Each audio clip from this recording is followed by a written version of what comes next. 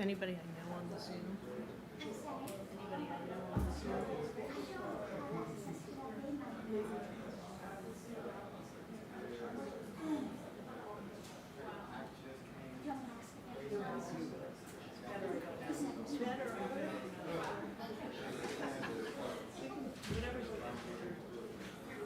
Interesting thing is we get a lot of hits afterwards because this is on channel.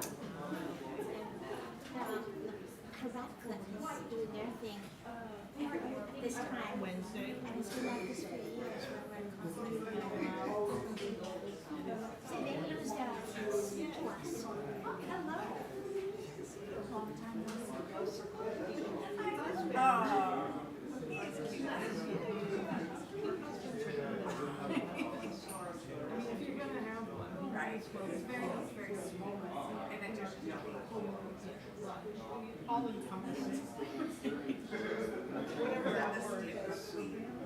Harvard Film Archive show. They're showing, yes, small access segments.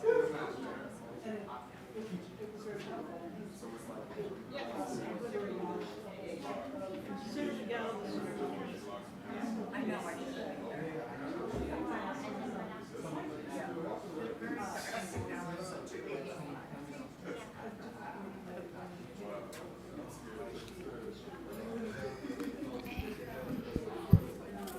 Okay, hello everyone. Hello. Okay, so welcome to the second Fellows Colloquium of the new academic year. And today it's my honor and pleasure to introduce Hollis Robbins. She is Professor of English and Special Advisor for Humanities Diplomacy at the University of Utah, where she has also served as Dean of Humanities. Previously, she was Dean of Arts and Humanities at Sonoma State University and Director of Africana Studies at Johns Hopkins. She writes and speaks regularly on the role of university leaders in ensuring academic freedom and free speech on campus, as well as on AI's growing challenges to the current structure of higher education. And I believe just a couple of days ago, she had an article on this topic out in Inside Higher Ed. A scholar of 19th and 20th century African and African American literary history and the Black press, Professor Robbins has been working since 2004 with Henry Louis Gates Jr. on the Black Periodical Literature Project, which is devoted to the study of Black imaginative literature published in American periodicals between 1827 and 1940. Her books include Forms of Contention, Influence in the African American Sonnet Tradition, The Penguin Portable 19th Century African American Women Writers, co-edited with Professor Gates, and named one of NPR's best books of 2017. The Norton Annotated Uncle Tom's Cabin, also edited with Professor Gates, and In Search of Hannah Craft's Essays on the Bondwoman's Narrative, also with Gates. For her fellowship project here at the Hutchins Center's Du Bois Institute, she is at work on a book on the poet Robert Hayden. Also in progress are an anthology of African American sonnets and an anthology of scholarship on Hannah Crafts. So please welcome Hollis Robbins. Thank you so much. Thank you, Krishna. Thank you, Abby. Thank you, Skip. I'm sure he's in London listening right now. I'm really delighted to be here. And thank you, Charles, for setting a high bar last week. And I'm so glad to be here talking about, let me start my clock so I know when to actually stop. So glad to be talking about Robert Hayden. 3 years ago in the spring of 2022, when I was dean at Sonoma State and I was missing the classroom, I taught what I think was the first single author class on Robert Hayden. So like Shakespeare or Chaucer, very few authors get a single author class. So he has gotten a single author class. It was awesome. And so the book that I'm writing is loosely structured around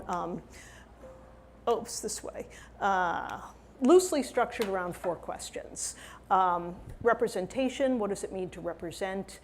Imagery, what are the limitations on seeing? allusion, when you allude to another poem in a poem, what is the vehicle of that allusion? And what was Hayden trying to do with his snow poems? Because he just wrote a lot of them. And I want to begin with William Wells Brown and representation. Back when I was first working with Skip, back in about 2002, when there wasn't a lot of things on the internet, he would often call me and just say, like, you know, what was that speech that William Wells Brown gave in 1847 that said slavery cannot be represented? And I was like, I don't know. And he's like, you need to know. Like, you need to know all these things on the tips of your fingers. So I had to go to the library. And it's a great lecture, a lecture delivered before the Female Anti-Slavery Society of Salem. I may try to represent to you slavery as it is. Another may follow me and try to represent the conditions of the slave. We may all represent it as we think it is, and yet we shall all fail to represent the real condition of the slave. Slavery has never been represented. Slavery can never be represented. And it's a great sort of reminder or sort of way to think about representation and what can't be represented. And even though, you know, Hayden is far removed from that history, questions of representation and what is representative really matter for poetry and Black poets particularly.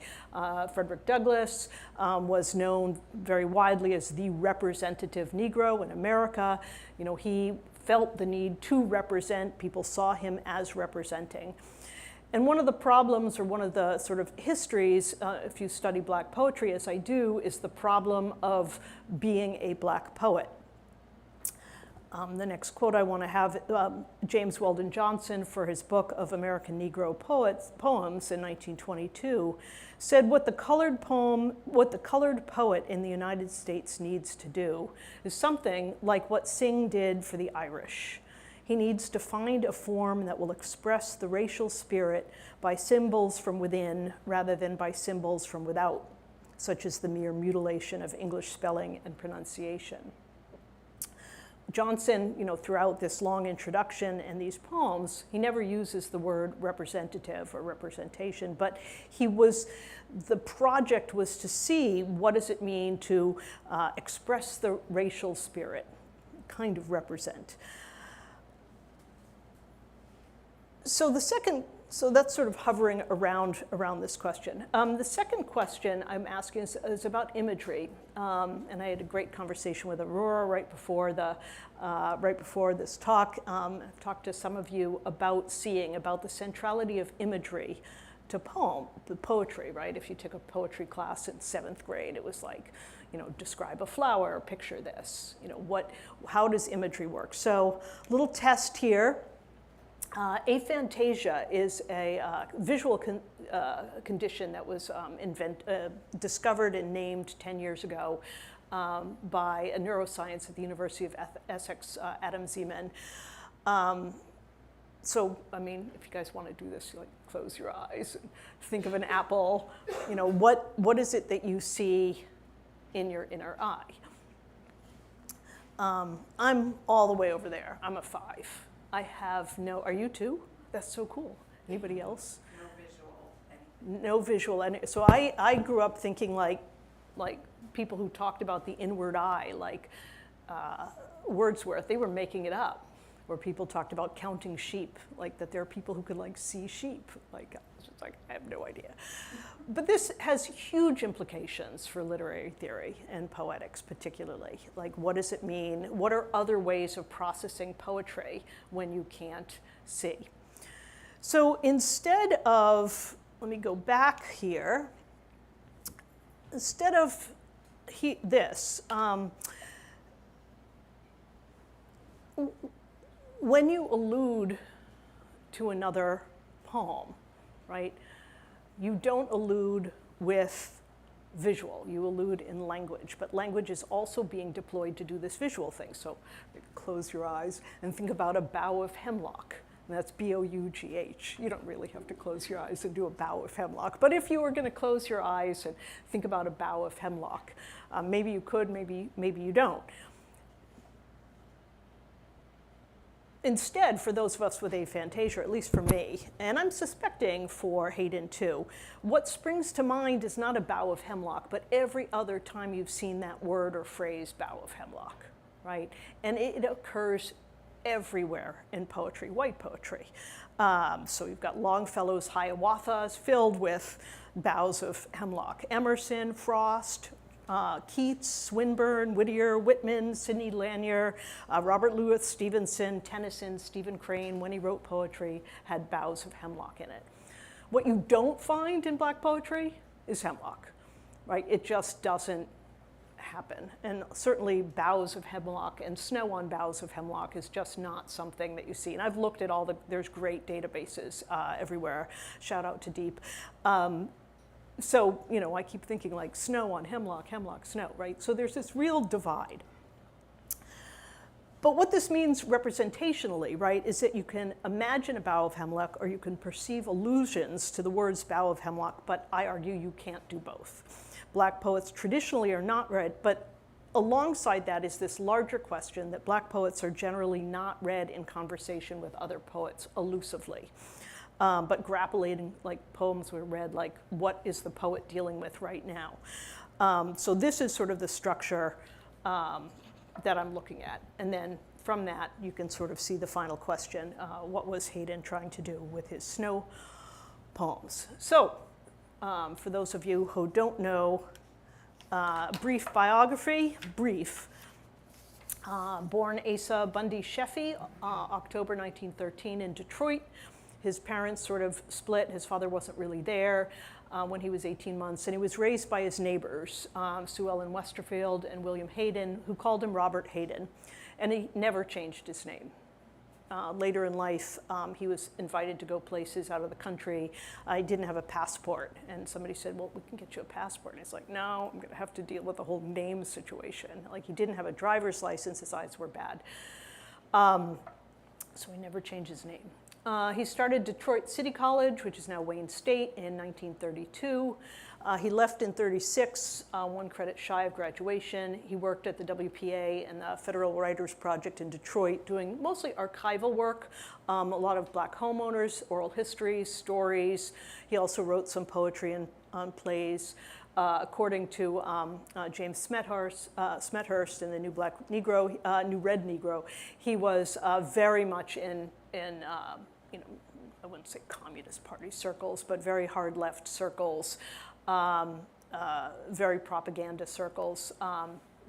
That's just, that's Smethurst's argument. And part of my research is that era. Even though he hadn't finished undergrad, he enrolled in University of Michigan for grad work in 38. He ended up getting his MA, actually that should be 44. And he studied with Auden, W.H. Auden, in 41. And he had won many prizes for his poetry. But that year with Auden, either a semester or a year, I need to get the exact, changed everything for him.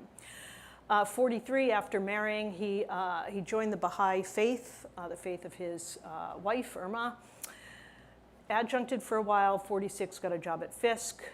69, returned to Michigan as a full professor. 76, became a consultant in poetry, which is now poet laureate. And then he died in 1980. You'll notice, those of you who know about the big 1966 controversy, I've left off the 1966 controversy at Fisk, and I'll return to that. So poetry is many things, but it is first and foremost a tradition of arranging words in a particular order for deliberate effects. The tradition, the form, the craft, the language, precedes the poem. The tradition exists, whether you're a poet or not. You either acknowledge it or not. Emphasizing tradition does certain kinds of work in reading poetry. Foregrounded then are allusions to traditions, gestures, resistance to tradition. And so if you're reading through tradition, you see the poems through the lens of, with the whole history of poetry in mind. Robert Hayden was a formalist and a traditionalist poet who wrote from his own experience and perspective as a Black man in America, writing from and into the tradition. into the tradition. He very much wanted to expand the tradition from within, not from without. And after working with Auden, I argue he could no longer imagine writing outside the tradition. He explicitly refused a separate tradition. And to understand Hayden as a poet is to understand the tradition. So reading traditionally and formally, that's very much opposed to reading biographically. So if a poet uses like snow or hemlock in a poem, the biographical critic might say, like, he lived near snow and hemlock, where the formalist critic would say he read lots of poems with snow and hemlock. So I want to just quickly, having spent 20 years in this archive of the Black Periodical Literature Project, which is just microfiche that have then been PDF'd, just all these Black newspapers from 1827 to 1940. They're not organized by, I see you nodding, they're not organized by publication or year, so there's these just individual PDF files that I just click on in an idle hour and see what pops up. And a couple weeks ago, this one popped up, a bunch of Southern Workman book reviews from 1904, and this one, I love this. This is an attractively bound and printed little book of poems by a young Negro whose work has not before come to our notice. The poems are not particularly forceful or intense, and yet they have a truly lyric quality, which is marked by a dreamy melancholy combined with a love of the beauty of unfettered nature. And this particular one was called Keats is an Unbeliever. Now, William Stanley Braithwaite was a dominant figure in American poetry for many years. Not a great poet. If we have time at the end, I can tell you about his fights with Claude McKay. Claude McKay thought very badly of him. He thought very badly of Claude McKay. But I like this for the bottom here. The poems are not in Negro dialect, and in no way does the author identify himself with his people. And this, to me, is, I think, the first time in the Black press where this idea is articulated that I have found. So by the time Hayden comes up against this in 1966, this had been like 60 years already. So again, the fundamental battle in poetry is between formalist traditionalists, of which Braithwaite was, and everybody else. And teaching poetry, starting with the biography, meaning through the lens of life. Starting with tradition means outside the life. And I just want to quote from a colleague at Hayden's at Michigan. Hayden in conversation dwelt upon Auden as the poet who guided him away from proletariat poetry, a genre vulnerable to speechifying and local complaint, and toward the experimental poetics of modernist lyric. And like Auden and Frost, he found room for religious expression in poems uniting Christian Judeo-Christian traditions, and his own Baha'i faith. He integrated the political and spiritual as experiments in professing his own unique identity. It was like moving from simple math to algebra, Hayden often said, learning to solve for the unknown quantity X. And so I'm going to begin with one of Hayden's early sonnets, Magnolias in Snow, about which there's very little formal criticism or scholarship. This is from his second book of poetry in The Lion and the Archer, 1948. He had already won tons of awards for his poetry. So it's not exactly a sonnet. It's got 5, 5, 5, 3. Sonnets would have 4, 4, 4, 2, but it evokes the Shakespearean sonnet 4 form. Okay, it's a little easier to read this way, so I'm going to read it this way. Magnolias in Snow. Snow alters and elaborates perspectives, confuses south with north, and would deceive me into what egregious error. But for these trees that keep their summer green and like a certain hue of speech mean south. Magnolias stand for south, as every copy reader knows. And snow means north to me, means home and friends I walked with under boughs of hemlock when the cold of winter was a caroliner that played in china bells. But still, snow shine upon magnolia leaves that wither into shapes of abstract sculpture, when brought inside for garnishment, does compensate for things I must forgo, if I would safely walk beneath these trees. These dazzle-clustered trees that stand and heaped in startling ornaments of snow, a Baroque surprise. O South, how beautiful is change. There are so many ways to read this poem, and it sort of surprises me how little scholarship there is on it because he never republished it. I think it's one of Hayden's first great poems, written just after he moved to Michigan, so biographically. It's a poem that emerges from that moment, recalling Michigan's famous carillon bells, which are real, donated and installed in 1936, still very new and dazzling to the campus when he was there. Hayden famously missed Michigan and was uncomfortable with segregated life in the South. It was both new and infuriating. Having experienced respect and comparatively more equality in Michigan, Hayden knew something else was possible, however improbable.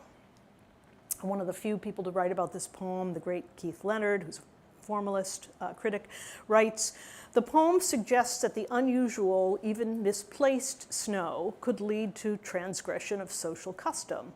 After all, what is the true meaning of these regions of the country if the symbols for the two, snow and magnolias respectively, can meet in reality where they usually do not in art and mind?"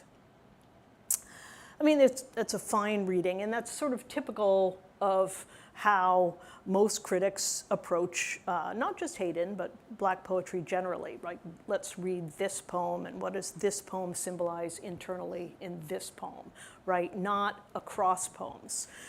Nobody reads it like a sonnet. I will, and I see it as a sonnet, as a kind of contrast, unexpected snow that has provoked the speaker into thought.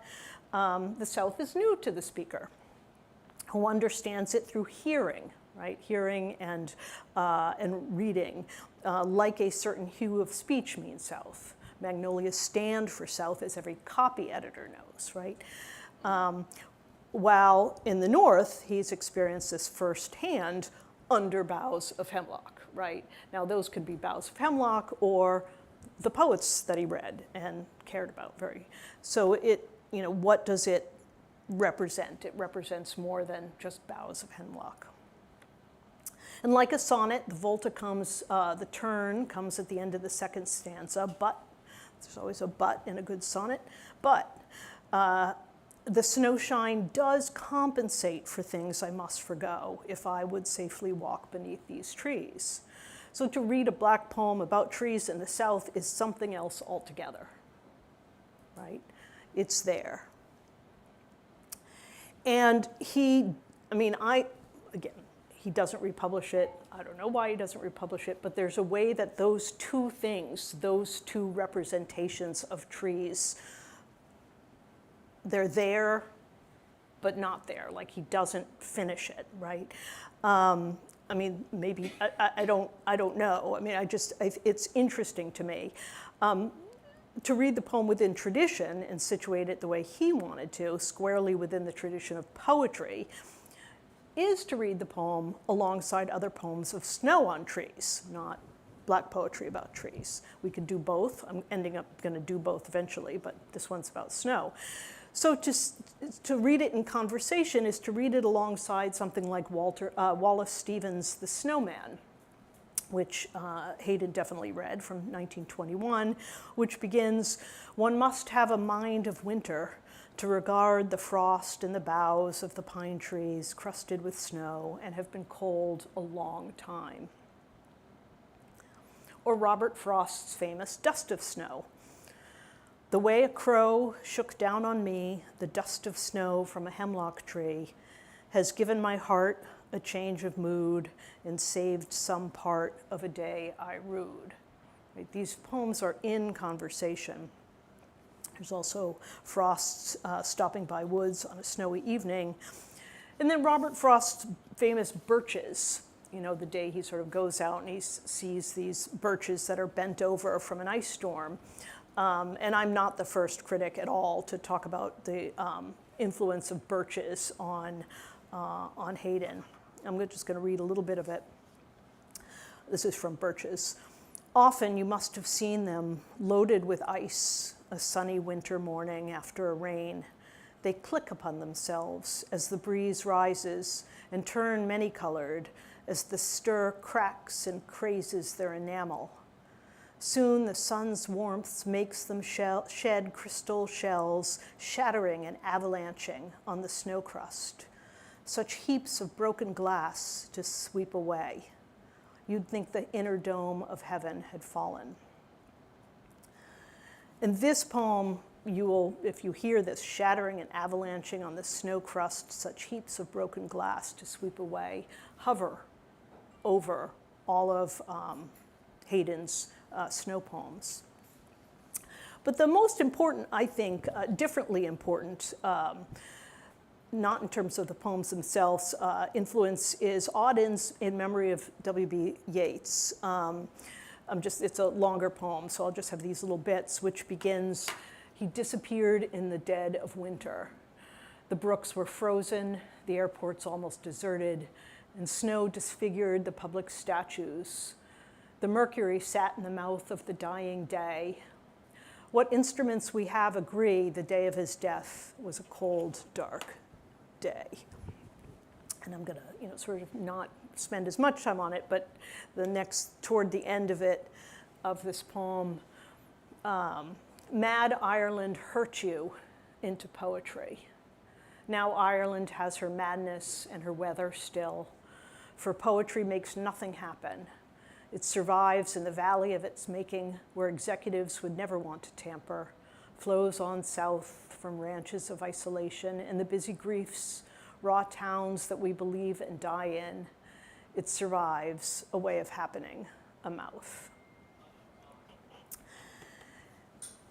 So, he's working with Auden, and Auden has, obviously just published this poem, and here's where Hayden reads Yeats very, very systematically. And In Memory of W.B. Yeats is all about the relationship of words and in people. The words of a dead man are modified in the guts of the living. And then this famous Mad Ireland hurt you into poetry. And one of Hayden's biographies, Panthiola Williams, writes that Hayden has said it is Yeats's ability to handle the Irish question of nationalizing without propagandizing that impressed him. So this question of Yeats's influence, again, we see this question of from James Weldon Johnson, we need a colored poet to do for our people what Synge did for the Irish, is taken up here with Auden. So I want to now go to the famous Dust Up, the 1966 Fixed Writers Conference, which it was just very, very, it was awesome. And David Lorenz's reporting on it in Negro Digest in 1966 really is epic. And basically this was the moment everybody was like, we're going to have black poetry and we're all going to be black poets. It's going to be awesome. And the one person who didn't really play along with that was Hayden. And that's just, I'll just have the larger bit from him. And I've said this until I almost think I'll choke and fall over backwards. Thus began a visibly disturbed Robert Hayden, addressing himself to the argument as to whether one is a Negro poet or, as Hayden insists, a poet who happens to be a Negro. Reading lines from Yeats, Hayden solemnly commented, "I didn't have to be Irish to love those lines. Let's quit saying we're black writers writing to black folks. It has been given an importance it should not have." Hayden's anticipation of opposition gave way to a slight stutter. "I don't think we're consciously trying to escape." His sensibility shaken to the point of anger, Hayden continued, "Please notice this, all you folks sitting out there waiting to jump down my neck." He proceeded to define poetry as the beauty of perception given form, the art of saying the impossible. And it was, to those of you who have studied this, it was a really big battle, and basically Melvin Tolson attacked him. And, again, most biographies of Hayden situate this as really central. And it was, but because other people are doing it, I'm not. I'm asking a different question, like, did it change his poetry? Did it definitely, this conference and next year's conference changed Brooks. Gwendolyn Brooks very actively said, I'm not going to write any more sonnets, I'm not going to write any more traditional forms, I'm going to be doing something different, very different. But not Hayden, he just never talked about it. But this awesome poem, it's really one big long poem like this, but I'm breaking up here. He publishes in his next book, Words of Morning Time, 1970, A Plague of Starlings, Fisk Campus. Evenings, I hear the workmen fire into the stiff magnolia leaves, routing the starlings gathered noisy and befouling there. Their scissoring terror, like glass coins spilling, breaking, the birds explode into mica sky, raggedly fall to the ground rigid in clench of cold. The spared return when the guns are through to the spoiled trees, like choiceless poor to a dangerous dwelling place, chitter and quarrel in the piercing dark above the killed. Mornings, I pick my way past death's black droppings. On campus lawns and streets, the troublesome starlings, frost-salted, lie, troublesome still. And if not careful, I shall tread upon carcasses, when I go mornings now to lecture on what Socrates, the hemlock hour nigh, told sorrowing Phaedo and the rest about the migratory habits of the soul.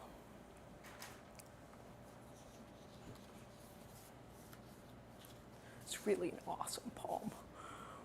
Sorry to be so enthusiastic, but it's just such a great poem. So here, Hayden's returning to his magnolias, and it's winter, and it's cold, and hemlock is now Socrates' hemlock, which it always was, right?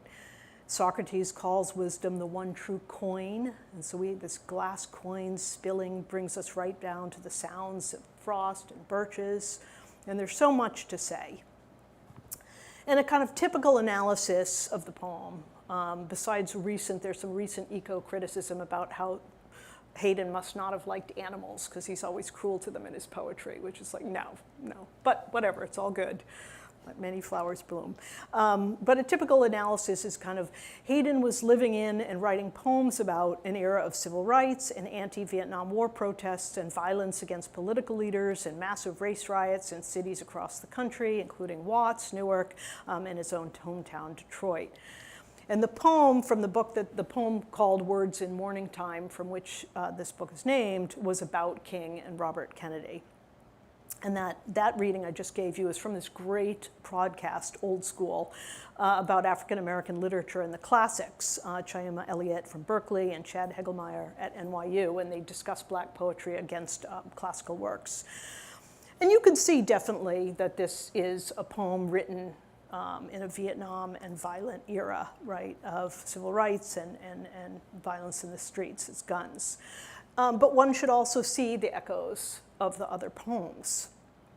Actually, this one, The Spared Return, I see as very much an allusion to a particular Gwendolyn Brooks poem, which I'm going to talk about at length in my work. But this podcast mostly talks about Socrates and Hayden teaching Socrates and what that meant for Hayden to be teaching Socrates at Fisk. Also his self-scrutiny and his self-criticism. And when he gave this parting speech at when he stepped down as poet laureate in '78, he didn't give us conventional speech. He gave us Socratic dialogue. He said, just as Socrates had his inner voice, I had my inquisitor. And here's part of that speech. The inquisitor said, you've won some awards and stuff too, haven't you? Poet, yes, as if you didn't know. Inquisitor, think you deserve them? Poet, yes and no. Inquisitor, what do you mean yes and no? Explain yourself. Poet, never. You want me to have to give the money back? Have the citations canceled? Inquisitor, you're forgetting something. Poet, and what's that? Inquisitor, you're black, a black poet. They wouldn't dare ask for their money back. That's why you got it in the first place. Hayden starts laughing as he reads. There's a great recording of this. Poet, you just had to get that out, didn't you? You really are contemptible. Inquisitor, I'm a realist. Poet, you're a Philistine, a bigot. So you see this, what one always sees in his life is this balance. Like, how do you balance both of these histories, both of these lineages? And again, this podcast sort of ends saying this is one of the few poems about his own life, which it isn't, but it's moving to think about. And the question is, if it's about his own life, how? Like, multiple things are going on in every Hayden poem, the tradition and the present. I was reading an appreciation of Hayden by Philip Richards, who studied at University of Chicago, and heard Hayden saying to the great George Kent during a talk there in the 1970s, he'd been an outsider for so long he did not know how to behave like an insider. So I'm going to just sort of end with two more poems that are making this case for you, and then I'll say, or for me, and I'll say a few more things. This is The Performers from 1972, Night Blowing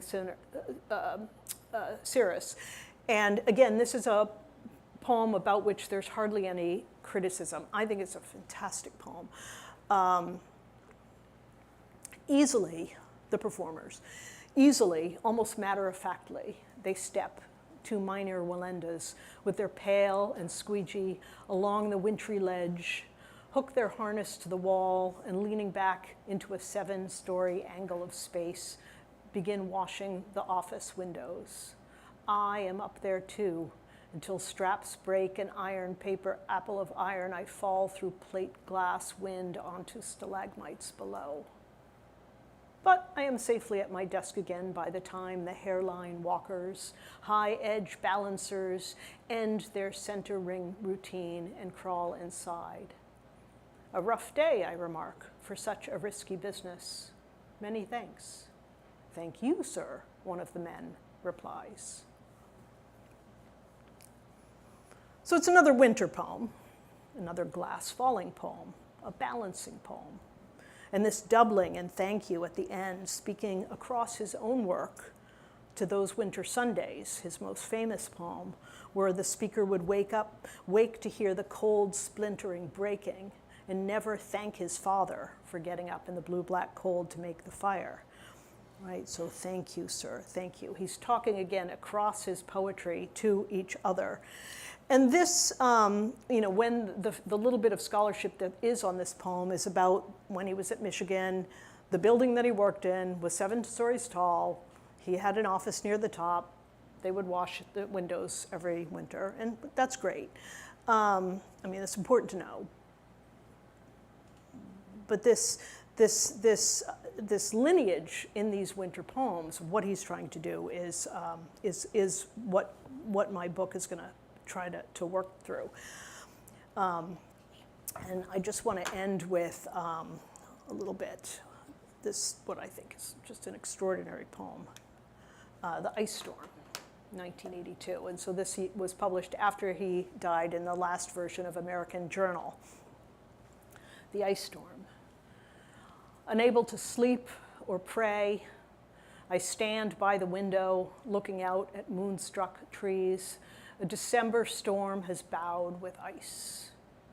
Maple and mountain ash bend under its glassy weight, their cracked branches falling upon the frozen snow. The trees themselves, as in winters past, will survive their burdening, broken, thrive. And am I less to you, my God, than they?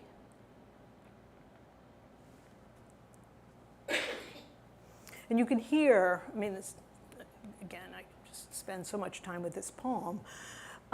You can hear the resonances with glass, the shattering and the cracking, the snow that we've seen since birches, since magnolias in snow, through the Plague of Starlings, through other poems. So I'm just taking a very, very, very thin slice. And so many resemblances right here, between the frost, there's Wallace Stevens, Eliot, Yeats, Auden. And the question is, who is they? Is it the trees? Is it other poems about winter? The great Michael Harper writes that the existential musings of brief lyrics like Plague of Starlings and Ice Storm, Hayden extended the boundaries of subject matter for African American poets. And if you go to the Poetry Foundation website, which I do because it's got all the sort of best and clearest and without any errors online versions of poets, there's even a section there called like snow poems, right? And all the great snow poems are there. You've got your Wallace Stevens, you've got your Frost, you've got your Tennyson, you've got your Longfellow's Cross of Snow. I mean, just all there. One Black poet. Nobody's put Hayden there yet. I got to get them to update the website to put Hayden there. And it's Claude McKay's Fairy Dust or Fairy Snow, which is a poem about snowflakes, about how everybody's different. Like, it's not great, McKay. But these poems should be there, right? He is saying that I am claiming the right to write about snow poems, and he does. And I'm going to end with Hayden's own words. He said, I feel that Afro-American poets ought to be looked at as poets first, if indeed that's what they really are. And as one of them, I dare to hope that my work means anything. If it's good at all, it's going to have a human impact, not narrowly racial or ethnic or political or over-specialized effect, but, as Fats Waller said, and said for all time, one never know, do one. Thank you.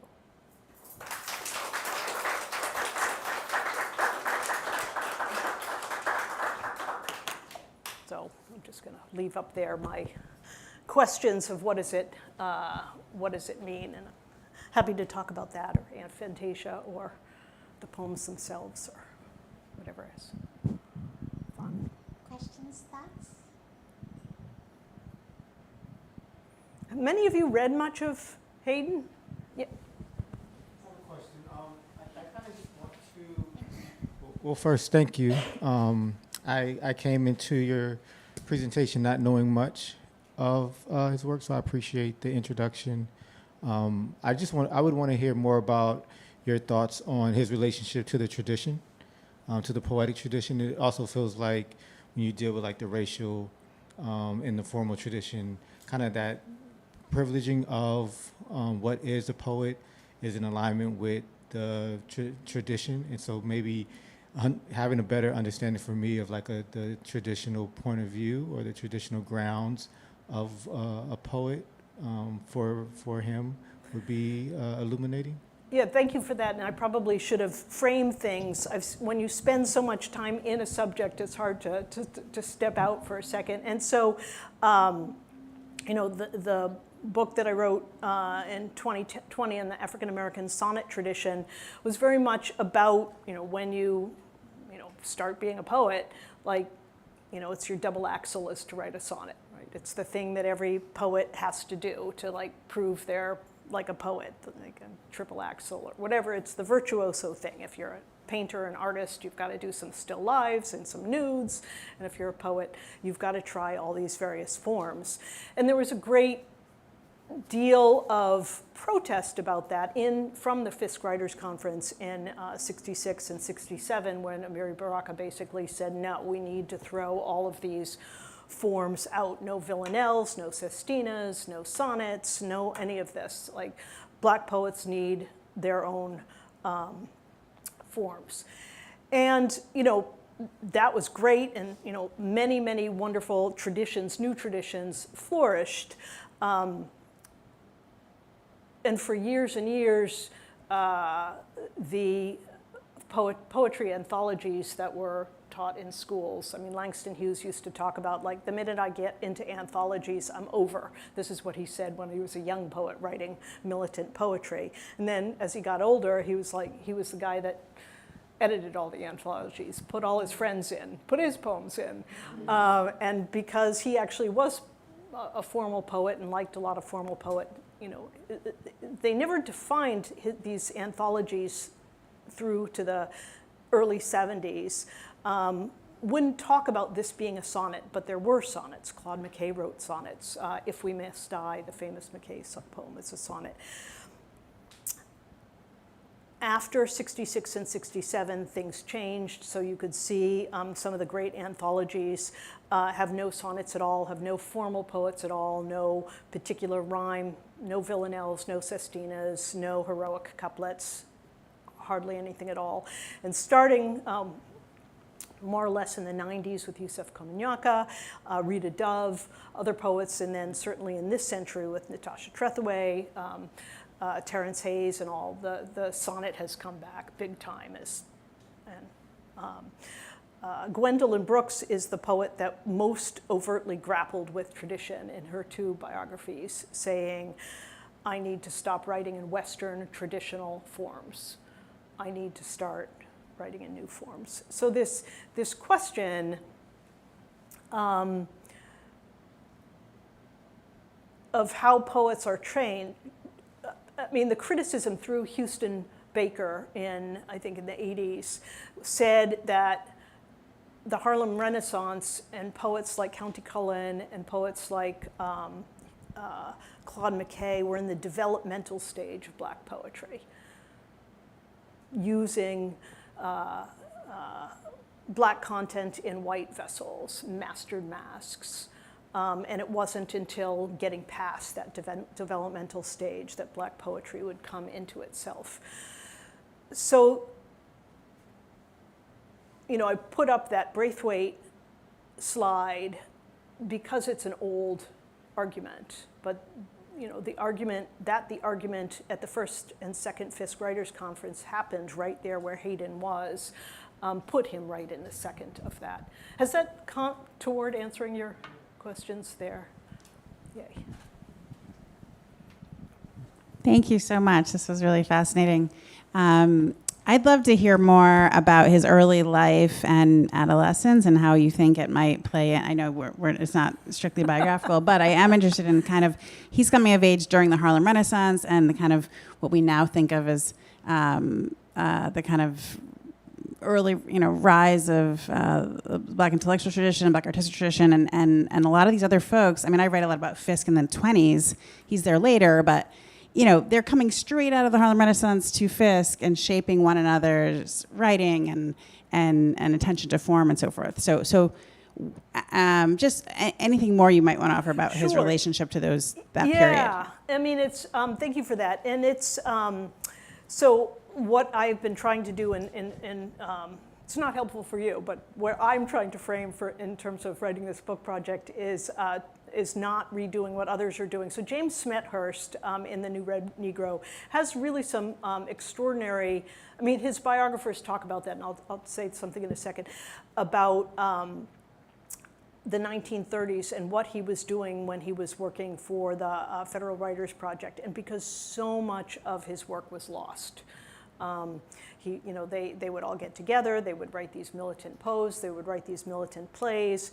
Smethurst, who has some of the best primary documents that he's gone through in that age in the 30s, talks about Hayden being bisexual or queer, which does not come up in other of his biographies, and said that he was obsessed with Countee Cullen for that reason.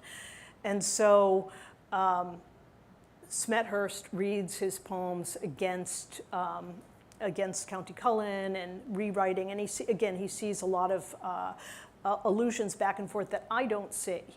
And again, part of why I put up the Eighth Fantasia slide is it really is interesting to look at what one sees in allusions through visual, what one sees in allusions through the sonic, through sound, and what one sees in the allusions through the words themselves. And so most of the reading of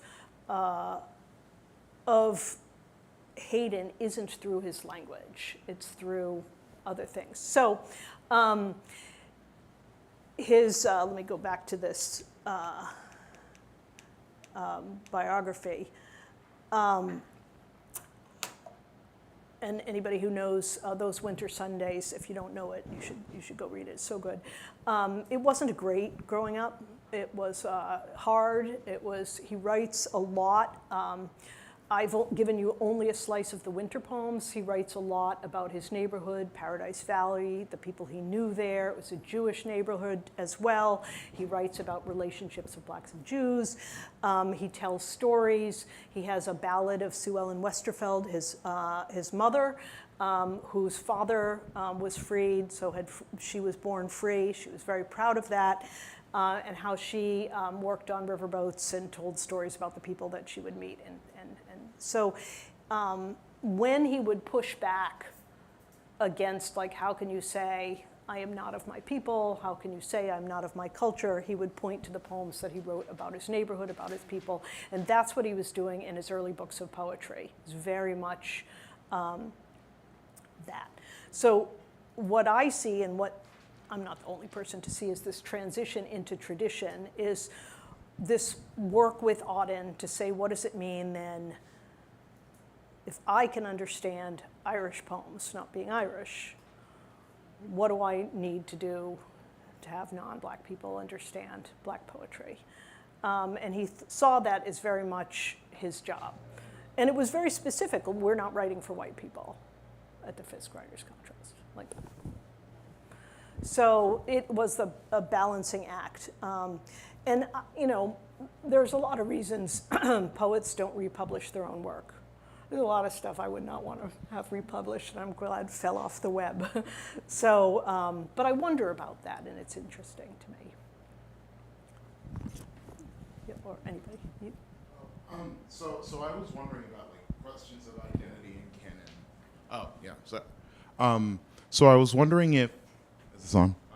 So I was wondering if is the question that he views himself as a poet first and a black poet second, or is he a poet stop?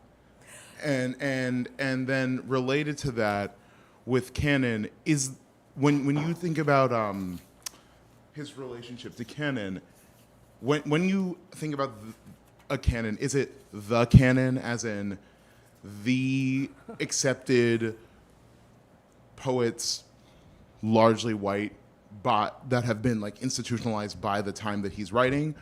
Or is it that he might be operating with multiple canons, as in there's the tradition, and then there's his tradition, and then, for example, the black poets before him weigh on him in a perhaps traditional, elusive manner as well, but he feels indebted to them as a part of that line as well. Well, and that's the question, and I think the sort of weakest part of my project so far, what I have to do the most work on, is the importance of the Baha'i faith to all of this, right? That my understanding, and I've just started to read, so I, maybe about 6 months worth of reading. I feel like it's got to be 10 years before I really, is this idea of a world where there are no differences, no national differences, no racial differences, no gender differences, that we are all one, all religions are just manifestations, Buddha, Muhammad, Jesus, Moses, and so he wrote and edited Baha'i journals. It was very much a matter of his religion not to have those distinctions. Now, at the same time, he's teaching at Fisk, right? There's a really interesting line of criticism, and that's why I had quoted this outsider piece, of him feeling like an outsider to all the cool guys, right? He was never one of the cool people, right? It's only very recently that he's been sort of brought back in to think oh, we should reconsider Robert Hayden. At this, I don't have the whole slide because it's really huge, but in this David Lawrence's review or reporting on this conference, he said the things that he said. He wants to be a poet who happens to be Negro. Melvin Tolson walks in, and Melvin Tolson just is so mad, just spitting mad. And he's, as laughter filled the hall, Tolson rose from his chair, and with the energy of his pupils and a sweeping gesture and a booming voice that rocked Jubilee Hall, he roared, "Nobody writes in a vacuum or out of a vacuum. When a man writes, he tells me which way he went in society. The audience, now spellbound, listened to the man who might affectionately be called the grandfather of the conference, spoke of the tridimensionality of man. A man has his biology, his sociology, and his psychology, and then he becomes a poet. Glancing over his shoulder at Hayden, right, the grin on his face reminiscent of a mischievous lad against Olson's tone was soft, almost irreverent. Hap, hap, let me see, hap, because I guess Hayden had said something about he was accidentally who he is. Hap, hap, let me see, hap means accident. Is someone going to make M.B. Tolson an accident? You'll never make me an accident. And by this time his voice was blazing to the rafters as he explained, I'm a black poet, an African-American poet, a Negro poet, I'm no accident, and I don't give a tinker's damn what you think. So this was, the sort of high point of the conference. And Hayden never talks about this, rarely talks about this. His reminiscents unpublished by his colleagues at Michigan are the most interesting I see, is when he's saying that he would go around talking about Auden, and he would talk about Frost, and he would talk about Eliot. I don't think he was giving up one or another, right? And people want to see what they want to see. His white colleagues are going to want to see what his white colleagues were. But much later, and particularly after he died, all of these poets came around and were like, we were kind of mean to him. So he's been sort of reabsorbed into that tradition. Thank you, Hollis. This was great. I was familiar with his work, but not deeply, and so it was really nice to hear your presentation. And I was really struck by A Plague of Starlings and just how Hayden writes about nature in general. And so I'm curious if you know if he's ever spoken, if he has spoken about his inspirations that he finds in nature, or like what brings him to write about nature, or even like what his relationship is to it throughout his life. Anything around that would be really interesting to hear. It's interesting, and I need to do more with nature just because this eco-criticism, and he's got some really painful poems about culling herds of cattle and killing calves. You need to kill the calves. And, so there's a lot of on the web, one finds poems like, he must have hated animals, which I don't think is, I don't think is the case. I haven't talked about his eyesight, but, he had really, really bad eyes. I mean, he couldn't drive, he didn't have a driver's license, and, what he saw, what he experienced in nature, it's worth thinking about more. Later poets like Mary Oliver, who write about starlings, very much move back to his poems of starlings. So you see, his influence on later poets very strongly. But it's a good question. I don't know. I mean, these poor starlings are not treated very well here. I'll do more with that. I have two very easy questions. One, was he the only African American in his department at the University of Michigan? And if so, do you think that would have affected his outlook? I don't know. It's a good question. I will ask. I will look into it. And the second one is, he died at 66, which seems very young to us. Oh, increasingly that seems young to me. What was the cause of death? I mean, he wasn't really healthy. I mean, lots of people died in the 60s and in that age. So I think it was just heart disease or years of not exercising and writing poetry. I mean, what I hope comes out of his poems, I should say, had I hours and hours to give talks, and what I'm really interested in are his, he was fascinated with flying saucers. He was fascinating with UFOs. And his last book, American Journal, one of the best poems in there is, this American Journal is in like some alien from out of space who came to Earth. And this is his reports back to the mothership of people. And it's hilarious. I mean, it's a very, very, very long poem. And he writes this other poem I want to look at it now, called Unidentified Flying Object, where a spaceship comes down and a number of local people use it to explain some mishaps and mayhem that are going around. So, he is very much within the sci-fi community and the sci-fi tradition in a kind of Baha'i way as well. It's like not only is everything one here, but there are other worlds. Like you see sort of the move from Hayden to Sun Ra, right? Or Samuel Delaney, or some of that other really interesting work. So I forget where I got there, but yeah. That was wonderful, and I'm strangely seeing things. I feel like I'm seeing sounds more than. Are you seeing so I don't sounds? know Yeah. where that fits on that Apple chart, but anyway, thank you. And I'm just wondering, kind of in line, following up on this question, and thinking about the years of his life and when he died, did he have any? What was his connection, if at all, or his distancing from Black arts movement poets and that? That generation. Well, again, that's right there, because that's everybody. Oops. Don't turn me off. It's all good. Did I do that? It doesn't matter. It's oh, my computer's asleep. Okay, I hate when that happens. Well, it's the. I will just give you the,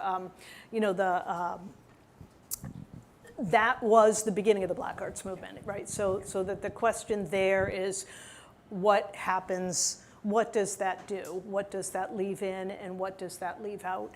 And part of, in my book on the African American sonnet tradition, by leaving out this entire heritage, it was impossible to see poets like Marcus Christian, which I don't know if anybody here has heard of Marcus Christian. Marcus Christian is just an extraordinary poet and sonnet writer from Louisiana, who wrote some poems that influenced Claude McKay. Like, so when we think about Claude McKay, people write him against Milton, or these protest poems. But he's also writing again alongside these Black poets who, because they were only writing in traditional forms. Like there is one, George McClellan, who has this beautiful, one of the only other snow poems from the Black tradition that I know about is called A January Dandelion. When this dandelion comes up and it's got snow on it, and he's like, why'd you do that? Because the world's going to come down on you and it's going to be really, really bad. I'm paraphrasing it. It's a beautiful sonnet that evokes Thomas Gray's elegy in a church courtyard. Full many a poet is born to blush unseen, mute inglorious Milton's. This idea which you see in County Cullen, to make a poet Black and make him sing. This tragedy is in a snow poem with George McClellan that surely Hayden read as well. I mean, he should be in there. And sort of my long view of what Black snow poems were, they were there, and they're all hidden. So. All right. Thank you so much, Hollis. I think my question chimes from the previous question, and I'm curious about the intellectual friendships, or maybe interlocutors of his.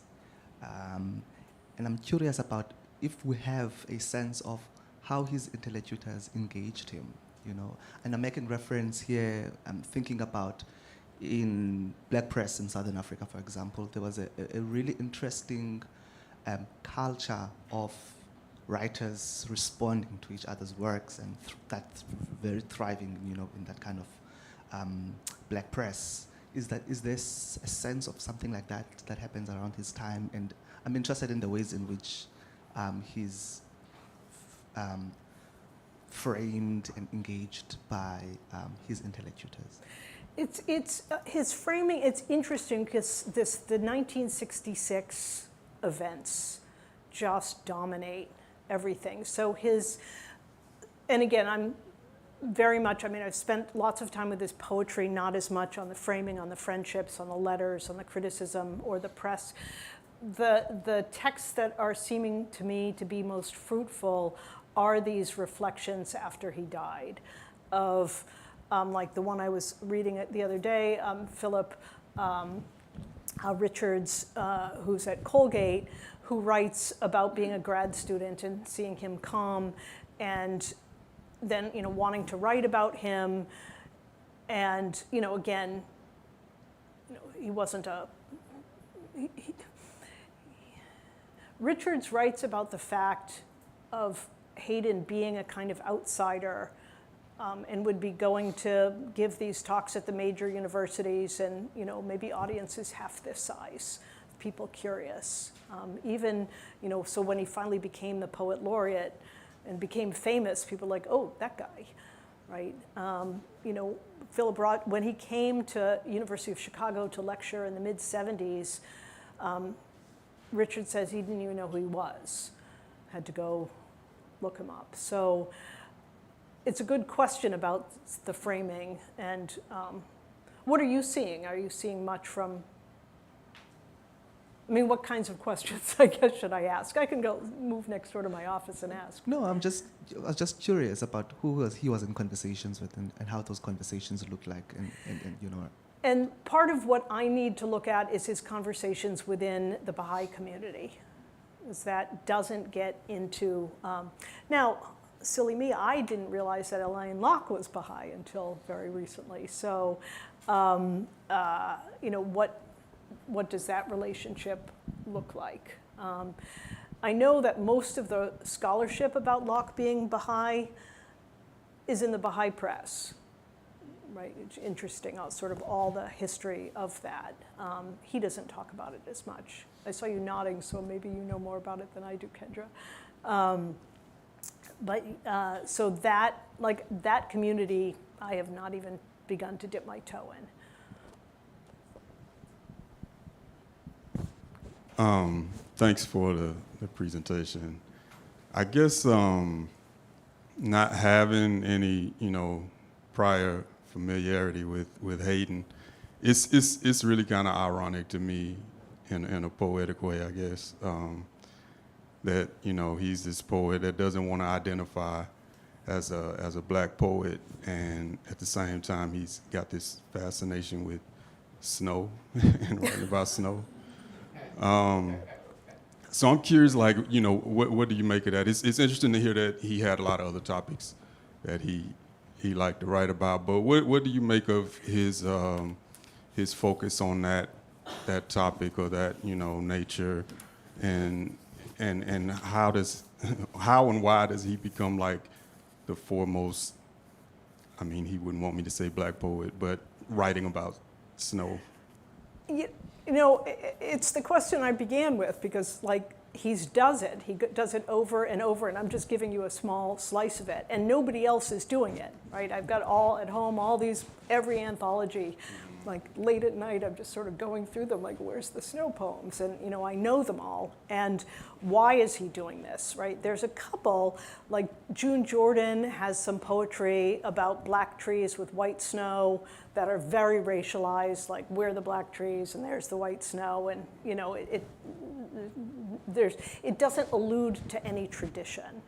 And I think the interesting thing in that first poem that I looked at, the ones that he didn't want to redo, the friends I walk with under boughs of hemlock, very much he knows this tradition, and he's putting the tradition in there in this bough of snow.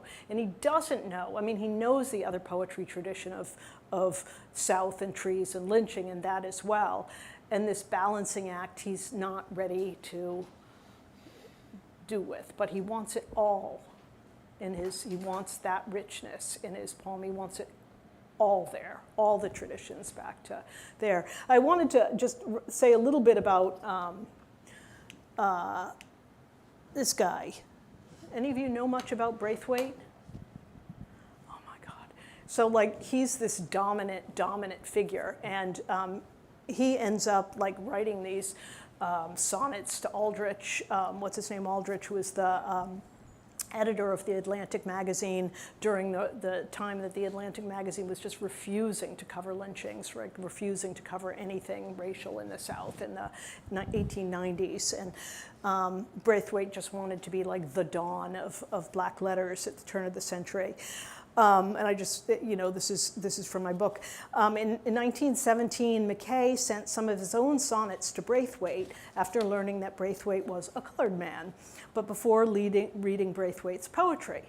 Braithwaite responded that Mackay's poems were very good, but barring two, reader could tell that the author was a Negro and would advise me to write and send to magazines only such poems that did not betray my racial identity. And so Mackay gets pissed off.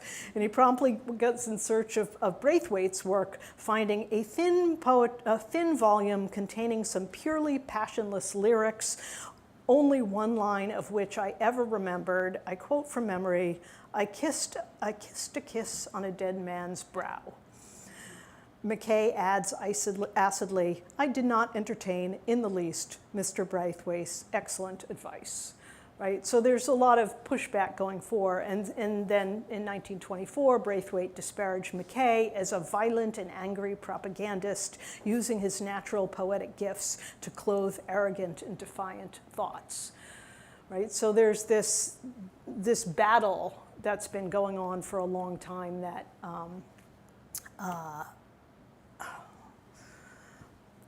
Mackay knows about, and he doesn't want to go there. He doesn't want to have battles. Back to what you were saying, he wants everybody to, he wants it all to be one. So, thank you. I have a quick question. Sure. Writers, including poets, often fluctuate in terms of their significance in a particular literary history. So what is the current reputation of Hayden among black poets in the literary history that you are describing? Wait, when? Today? Or? Today, yeah. Oh, today he's huge, Okay. right? Today he's making a very big comeback. I got to get my book out before everybody else's book out, but it's interesting how long it took, and partly because of not collecting his early poems, so much of his work being lost, the people that knew him or wrote letters to him being gone. So we're ahead of the curve. Thanks. Well, thank you so much. Thank you. Thank you.